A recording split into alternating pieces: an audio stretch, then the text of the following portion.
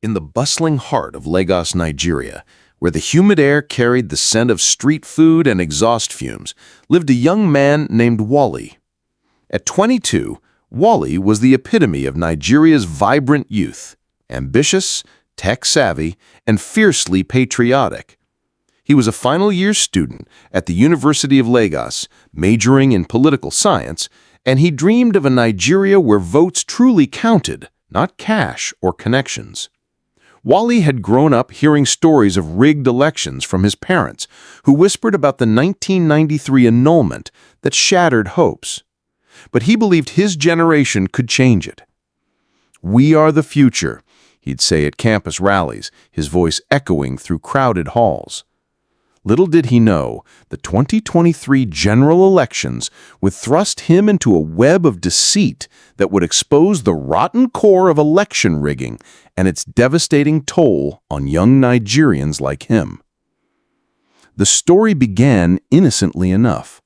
Wally volunteered for the Independent National Electoral Commission, or INEC, as a polling agent in Ikeja, excited to safeguard democracy.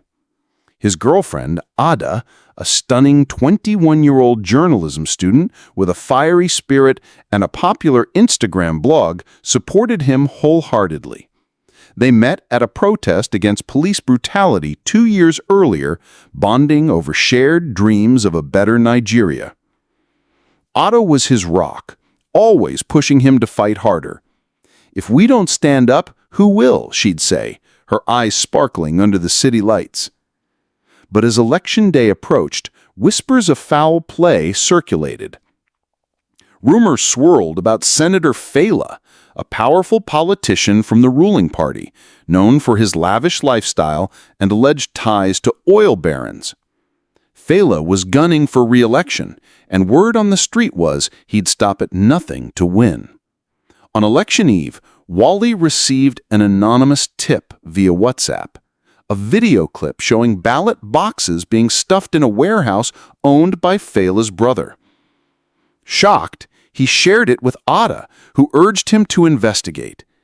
"This could be our big break," she said, her voice trembling with excitement. They snuck into the warehouse that night, hearts pounding like talking drums. What they found was a gold mine of evidence: fake voter cards, thumb-printed ballots, and stacks of cash in foreign currency. But as they filmed on their phones, a guard spotted them.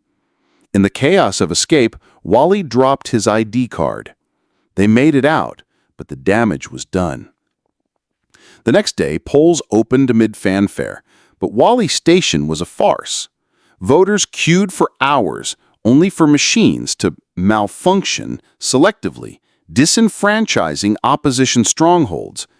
By evening, results trickled in, magically favoring Fela, despite low turnout. Wally confronted his supervisor, but was brushed off. That night, Ada posted the warehouse video anonymously on her blog, tagging influencers and international media. It went viral, amassing millions of views. #StopTheRig trended, with youths across Nigeria sharing stories of intimidation and vote buying. For a moment, it felt like change was coming. But here's where the plot thickens, the first juicy twist. Wally's phone buzzed from an unknown number. It was Senator Fela himself. "Young man, you have no idea what you've stirred," the senator growled. Wally hung up, terrified. But then Ada confessed something shattering. Tearfully, she revealed she was Fela's illegitimate daughter, born from a scandalous affair the senator had with her mother, a former aide 2 decades ago. Fela had paid for Ada's education in secret, grooming her to be his eyes on the ground. "He forced me to spy on you," she sobbed. "The tip about the warehouse? It was a setup. He wanted to test if you'd leak it, to discredit the opposition as fabricators." Wally reeled. The love of his life was a pawn in the rigging machine. Betrayal burned like hot pepper soup in his gut. Scandal erupted. Ada's blog post backfired when Fela's team released doctored chats showing Wally fabricating evidence for money. Fake news spread like wildfire.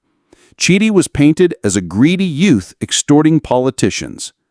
Protests turned violent as hired thugs, disguised as supporters, clashed with real demonstrators. Wally went into hiding in Abuja, but the damage rippled.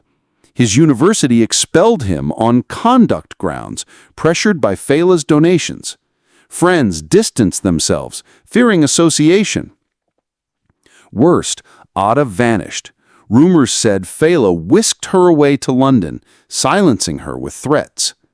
As weeks passed, the election results were certified, and Fela declared winner amid international outcry that fizzled out. But the real tragedy unfolded among Nigeria's youth. Wally, once hopeful, spiraled into depression. He watched peers lose faith. His best friend Emeka, a budding entrepreneur, packed for Canada, saying, "Why build here when votes are stolen?" Sisters turned to hookup culture for quick cash, disillusioned by broken promises. Brothers joined cults or yayao scams, reasoning, if leaders rig, why play fair? Suicide rates among young voters spiked, with notes blaming a stolen future.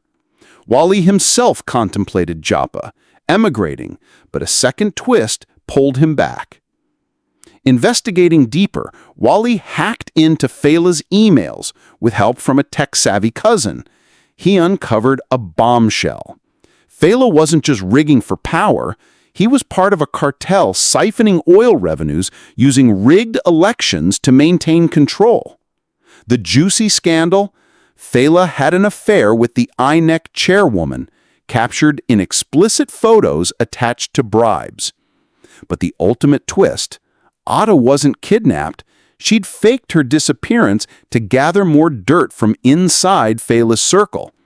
She contacted Chidi secretly. "I'm sorry, but I had to play along. I have proof that will bury him."